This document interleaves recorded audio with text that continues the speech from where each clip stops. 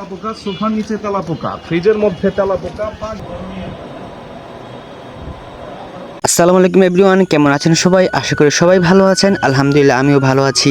তো আমি আপনাদের মাঝে নতুন আরেকটি ব্লগ নিয়ে চলে আসলাম। তো আশা করছি আজকের ব্লগটি আপনাদের কাছে ভালো লাগবে। আজকে আমরা কোথায় যাচ্ছি এবং কেন যাচ্ছি এবং আমার সাথে কি কি হয়েছে সবকিছু থাকবে হচ্ছে আজকের ব্লগে। আপনি যদি আমার চ্যানেল নতুন হয়ে থাকেন, এখন চ্যানেলটি সাবস্ক্রাইব করে পাশে থাকে বেল বাটনটি ক্লিক করে দিবেন। আর পেজটিকে দেখে থাকলে হচ্ছে পেজটিকে ফলো দিয়ে দিবেন। গ্রামের মাটির রাস্তার সুন্দর প্রকৃতি দেখতে দেখতে চলে আসলাম হচ্ছে মাইজবাড়ি।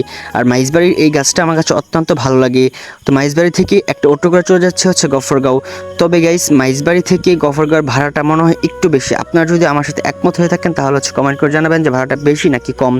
তো গফরগাঁও কেন যাচ্ছি? গফরগাঁও যাবো হচ্ছে আমি আর আম্মু আজকে ডাক্তার দেখাবো, তাই জন্য। আর গফরগাঁও ঢোকার সাথে সাথে দেখে হচ্ছে যে ছোট ছোট স্টুডেন্টরা হচ্ছে রাস্তায় মানে দেয়ালে লিখছে, পেন্টিং করতেছে। বিষয়গুলো দেখে গাইস খুব ভালো লাগছে। স্বাধীন দেশে বলে কথা, এভাবে মন খুলে হচ্ছে আঁকা কি করতে পারছে, আগে তো কখনো করতে পারিনি।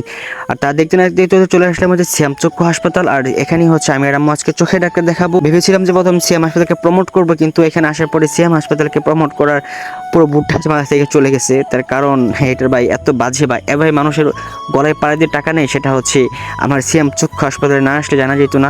আর হচ্ছে আমাকে কমেন্ট করবেন যে আমাকে কেমন লেগেছে। আর আপনারা ভাবতে পারেন যে হচ্ছে আমি চোখে দেখি কিনা। তো চোখে দেখি না, আমার মাথায় প্রচণ্ড মাথা ব্যথা করে, এই জন্য হচ্ছে আমি চশমা নিতে আসছি। আর আগেও ডাক্তার দেখেছি, আগেও চশমা ব্যবহার করেছিলাম, তার জন্য হচ্ছে না। আচ্ছা, আমি এখন সিএমআর চোখ হাসপাতালের কথা বলি। যে ওরা হচ্ছে গাইস বিজেট নেয় না, কিন্তু হচ্ছে ওষুধের দাম বেশি রাখে, ফ্রেমের দাম বেশি রাখে, গ্লাসের দাম বেশি রাখে, সব কিছুই মানে এক কথায় বলতে হচ্ছে আমাদের গলার মধ্যে হচ্ছে ছুরি দিয়ে হচ্ছে ওর টাকা নেই। আর ওইখান থেকে বের হয়ে চলে আসলাম হচ্ছে বাজারের দিকে। এমন নাকি হচ্ছে আজকে বাজার করবে ভাই, কি বলবো, বাজারে আসছি না তো মনে হয় যে আমার যে উপর দিয়ে হচ্ছে কি যেন একটা আজাব যাচ্ছে। এত বাজার করছিল যা বলার বাইরে। আমার আর দুই হাত একদম পড়া হয়ে জন্য হচ্ছে আর ভিডিও করতে পারিনি আমি। এখান থেকে টুকটাক কিছু বাজার শাক সবজি তারপর সব কিছু কিনে তোলা যাচ্ছিলাম, তখন দেখি যে তেলাপোকার মামা হচ্ছে তেলাপোকার ওষুধ বিক্রি করতে। যাক, আমি ডায়লগটা শুনাই দিলাম, অন্য কোনো ব্লগ হচ্ছে তেলাপোকার ডায়লগ শুনবেন আপনারা।